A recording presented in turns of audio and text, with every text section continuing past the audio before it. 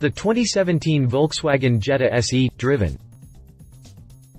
The 2017 Volkswagen Jetta is a little different from its competition.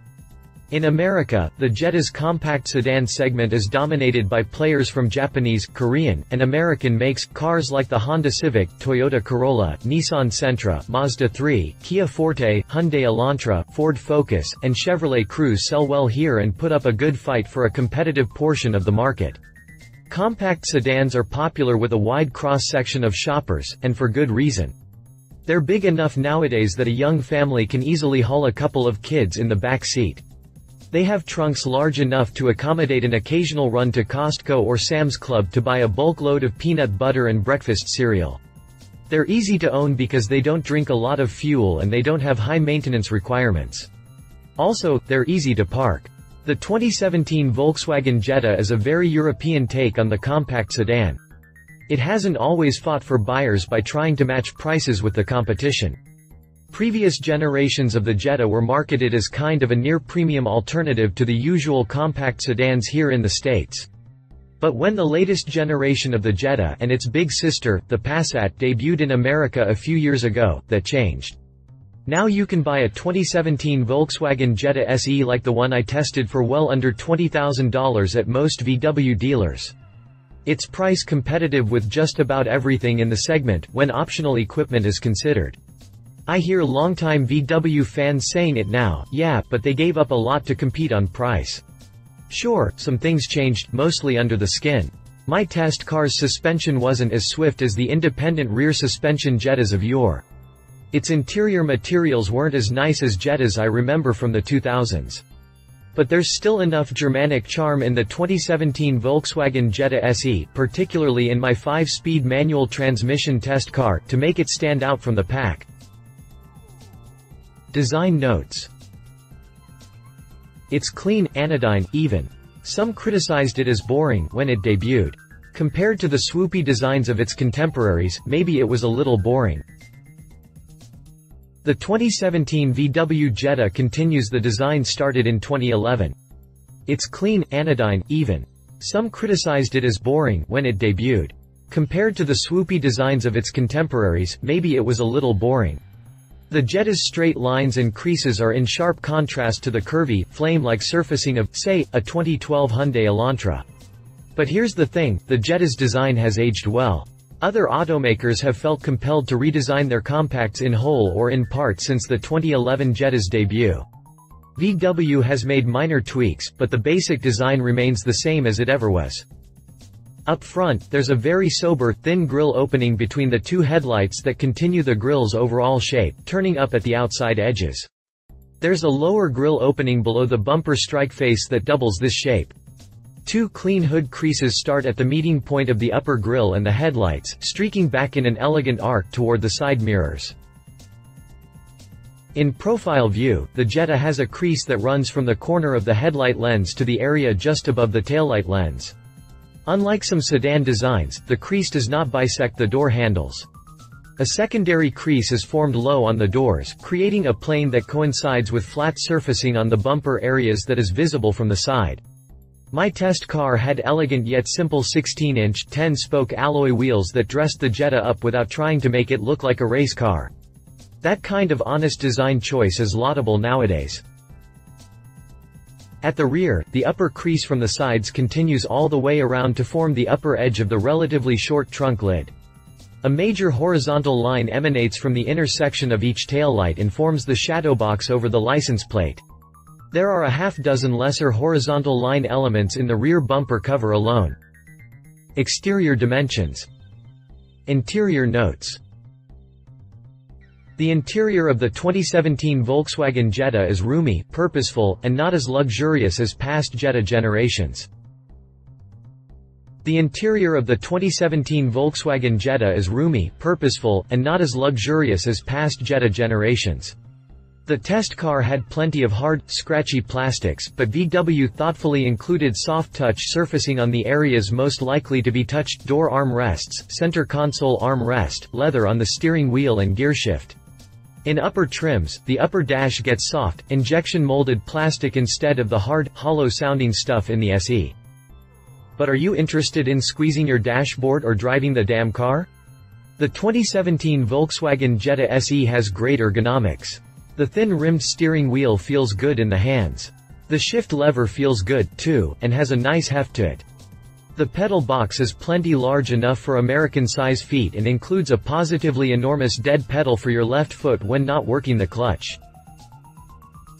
Infotainment is easy to use, with VW inserting thoughtful proximity sensors that enlarge the on-screen controls when your hand approaches the touchscreen.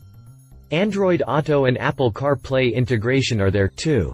In my experience, Android Auto worked seamlessly once my low-rent smartphone was plugged in via USB. That same screen handled rear camera display duties, making reversing into parking spaces a breeze. The trunk was fairly enormous, with 15.7 cubic feet of room for groceries, luggage, or whatever. I hauled groceries for my family of 4, a few hundred newspapers for a paper route, and my youngest kid's diaper bag during the test week, not all at the same time, and found the trunk to be easy to load and unload as well as plenty large for family duties. The drive. My test car was equipped with a rarity in this segment, a 5-speed manual transmission. That added to its Germanic charms, with its light and easy clutch modulation and its substantial feeling shifter. The clutch was easier to modulate than the last manual transmission VW I drove, the Golf R. Admittedly, the Golf R is a performance car and makes nearly twice as much horsepower as my Jetta SE test car, but it had an annoying dead spot in the clutch pedal travel that made it difficult to get used to for the first couple of days. The Jetta's clutch was much more natural. I was immediately comfortable driving it. The transmission provided wide ratio spreads, with both 4th and 5th gears being overdriven on a 3.23:1 final drive ratio. Honestly, adding a 6th cog would probably only make the steps between the first 4 gears shorter, and needlessly so, because the torque comes on so early. Powering my Volkswagen Jetta SE test car was VW's masterfully done 1.4-liter turbocharged 4-cylinder. Powering my Volkswagen Jetta SE test car was VW's masterfully done 1.4-liter turbocharged 4-cylinder gasser making 150 horsepower at 5,000 revolutions per minute and 184 pound-feet of torque at a super low 1,400 revolutions per minute. It was plenty peppy in town and didn't run out of breath at extra-legal speeds on the highway. In the absence of a TDI diesel engine, the little 1.4 dieselmans work on the highway, pulling down an EPA estimate of 40 miles per gallon there with the manual transmission. I pushed the Jetta hard on I-40 one day, cruise set between 80 and 85 miles per hour, and still managed to eke out 36.1 mpg by the end of my 590-mile week. That week of driving included plenty of in-town traffic and some country 2-lane commuting. The nicest thing about the 1.4 was how quiet it was. I could barely tell when it was idling. I was left wondering why on earth VW isn't putting this engine in the US spec Golf, in which I think it would work very well. Golfs are available with this engine in Europe. Why not America? Imagine a 40 mpg gasoline-powered Golf. Currently, that car returns just 36 mpg in EPA testing, even though it's smaller than the Jetta. The Jetta's steering feel was a class above competitors in the compact segment at this price point. Effort loaded up nicely as I cranked it into a turn, and it lacked the numbness on center that plagues its competition. Even though it wasn't pretending to be a performance car, it performed admirably when I flogged it through the twisties. Its tires were not low profile, but the car's handling didn't suffer for it on public roads. In fact, impact absorption and highway quietness were probably all the better for having some real sidewalls on those 205 55ths R16 Bridgestone Acopia tires. That said, if you plan on taking your family car to an autocross event, you're probably better off with the pricier performance version of the Jetta, the VW GLI. Drivetrain specifications. The competition. Nissan Sentra. The Nissan Sentra is a lot of car for the money. A base model is the only way to get a manual transmission like my Jetta SE test car, and a base Sentra will be missing some of the Jetta's nicer features. Namely, it won't have Jetta's neat leatherette upholstery or slick touchscreen infotainment with Android Auto and Apple CarPlay. The Sentra also happens to be a lot less entertaining to drive. Steering is numb. Horsepower is underwhelming from the 1.8-liter naturally aspirated engine, which is thirstier than VW's 1.4-liter mill. If you opt for an automatic, the Nissan saddles you with a CVT, while VW gives you a fairly excellent 6-speed. The Volkswagen Jetta in any trim will be a far more engaging car to drive than the comparable Sentra model. The Sentra and the Jetta are both due for a major design refresh, but the Jetta's design somehow remains fresher than the Sentra's. The interior of the Sentra, especially, is showing its age. However, the Sentra's trump cards are its rear seat legroom and frequently discounted pricing. If you need maximum family hauling space at the lowest price possible, that may be enough to sway you to Nissan's camp. Read our full review on the Nissan Sentra. Hyundai Elantra. Hyundai apes a lot of German styling in the interior of its latest Elantra compact sedan. If you Google 2013 Seat Leon interior and then Google 2017 Hyundai Elantra interior, you're in for a fun comparison. Seat, pronounced Seat, is VW's Spanish badged value brand, by the way, and the Leon is a slightly smaller cousin to the Jetta. Hyundai toned down the Elantra's exterior styling a bit for 2017, and the car is all the better for it. Where the previous design had lots of swoopy lines that made the design age quickly, the new one should be contemporary for years to come. The Hyundai Elantra's driving experience doesn't come close to matching the VW Jetta's, however. The base 2.0-liter four-cylinder engine makes slightly less horsepower despite packing 600 cc more displacement than the VW 1.4-liter, and it's way down on torque. Pony up for the Elantra Eco, and torque grows some, but still falls well short of the VW 1.4 while horsepower falls even further behind in the name of fuel economy, which is no better than the VW Jetta SE at 40 mpg highway. The hot trim is the Elantra Sport, which features a 1.6-liter turbo engine that would leave our Jetta 1.4T in the dust in a straight line, but that version of the Elantra is meant to compete with the Jetta GLI, not the more humble Jetta SE. Pricing will be a wash between the lower trims of the Elantra and Jetta, unless either Hyundai or VW is offering some rebates. So it may very well come down to which design you like better, or which dealer offers the better experience for you. Read our full review on the Hyundai Elantra. Chevrolet Cruze. The most recent redesign of the Chevrolet Cruze is attractive, if a bit overwrought, both outside and inside. One wonders how dated this car will look in 7 or 8 years. Will Chevy still have the same basic design, as VW has had for the Jetta in that amount of time? Probably not. The Cruze is the best compact sedan Chevrolet has produced, and it's deceptively quick on the road. Its quiet interior and smooth Ecotec 1.4-liter engine match the 1.4-liter VW Jetta in quietness and smooth operation. It matches the VW Jetta's fuel economy, too, with an EPA highway rating of 40 mpg. Infotainment is a strong point for the Cruze, with an easy-to-use Chevy MyLink system that includes Android Auto capability. I prefer VW's minimalist 2-dial setup to Chevy's multitude of buttons and 2 big dials.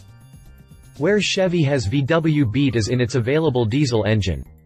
This used to be something that drew people to Volkswagen's small cars, but in the post-Dieselgate era, there is no such thing as a diesel Jetta. There is a diesel Cruze, and it returns up to 47 mpg on the highway, according to EPA. But unless you're a diesel fan who absolutely must have an oil burner, the Volkswagen Jetta presents a far better package for actual family hauling. The Cruze has a tight interior for the segment, with far less real-world rear seat legroom and headroom than the Jetta. If the interior space isn't a deal-breaker to you because you don't haul people in the back seat, the Cruze may in fact be the Jetta's closest competitor.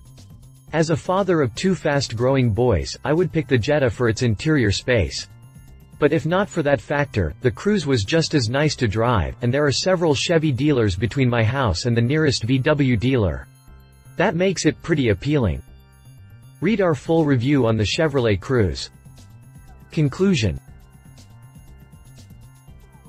Compact cars try to be all things to an awfully wide cross-section of the car-buying market. They're family cars. They're small, fuel-efficient commuters that are easy to park in tight spaces. They're cheap to buy and maintain. They have enough room to haul 4 people in relative comfort. Every car has its strengths, some of which are outlined in the competitive comparisons above. But few competitors in this segment do all the things a compact car needs to do quite so well as the Volkswagen Jetta.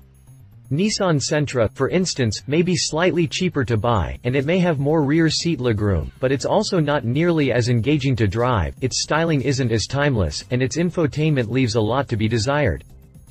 The Germans have a long, proud history of building everyman cars for the luxury performance segment. The BMW 3 Series was the standard bearer in the luxury compact car class for a couple of decades, and it remains one of the best all-rounders in the segment today. It's apparent that Volkswagen has managed a similar performance in the economy compact car segment with its latest tweaks to the Jetta. It's a solidly built, cheap-to-buy, roomy small car that runs like a Swiss watch and returns excellent fuel economy without boring its driver. For that, I applaud Volkswagen. Disclosure: Volkswagen provided the vehicle, insurance, and 1 tank of fuel for this review. References: Volkswagen Jetta. Read our full review on the Volkswagen Jetta. If you liked this video, please share your thoughts in the comments below and don't forget to hit the subscribe button.